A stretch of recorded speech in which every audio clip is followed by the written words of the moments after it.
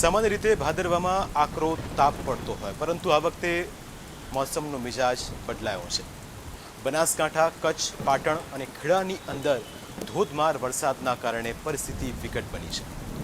લોકોના ખેતરોનો પાક બરબાદ થઈ ગયો છે, મકાનોની અંદર પાણી ફરી વળ્યા છે અને કેટલાય ઠેકાણે રસ્તા ધોવાઈ ગયા છે। છોકરા બીજા બધા પરેશાન થાય, ઢોર ઢોકર માણસો બધા ઘર છોડે રોડ ઉપર બેઠા છે।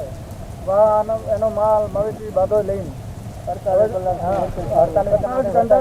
બાવડો ખાવા પીવાના છોકરાના બીજાના બાકી મસ્તી લઈ જાય। એ તો બહુ ભયંકર છે, કેમ કે મારે ભુજની આખી ડૂબાઈ જાય છે ને ત્યાં રહેતા જેટલા પણ માણસો હતા ને એ બધા રોડ ઉપર આવતા રહ્યા છે એમના ઢોર લઈને। બહુ ભયંકર પરિસ્થિતિ, જવાય એવો રસ્તા નથી, જવાય એવો નથી। ગાડી તો નાની ગાડી જાય ને તો બંધ જ પડી જાય છે અને આ પાછી આ લઈને આવી પડે ધક્કા મારી, ડૂબી જાય એવી પરિસ્થિતિ, ડૂબી જાય એવી પરિસ્થિતિ।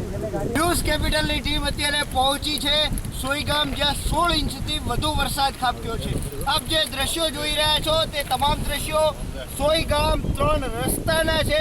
અત્યારે સમગ્ર સોઈગામ ગામ પાણીમાં ગરકાવ થયો છે। સાથે સાથે જો વાત કરવામાં આવે છે તો સોઈગામ તાલુકાના અનેક ગામડાઓ છે, ભરડવા, અસારા, આજુબાજુના વિસ્તારો છે, તમામ પાણીમાં ગરકાવ થયા છે। નડાબેટનો જે મુખ્ય માર્ગ છે તે પણ રસ્તો બંધ થયો છે। સોઈગામ આવવાના તમામ રસ્તાઓ અત્યારે બંધ થયા છે। ત્યારે ન્યૂઝ કેપિટલની ટીમ અત્યારે સોઈગામ પહોંચી છે।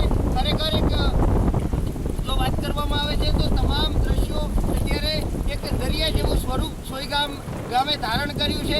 અત્યારે એનડીઆરએફની ટીમ હોય, એસડીઆરએફની ટીમ હોય, તમામ ટીમો સોઈગામ ખાતે પહોંચી આવી છે। તમામ અધિકારીઓ અત્યારે ફસાયેલા લોકોની સેવામાં લાગ્યા છે। મિત દવે, ન્યૂઝ કેપિટલ, બનાસકાંઠા।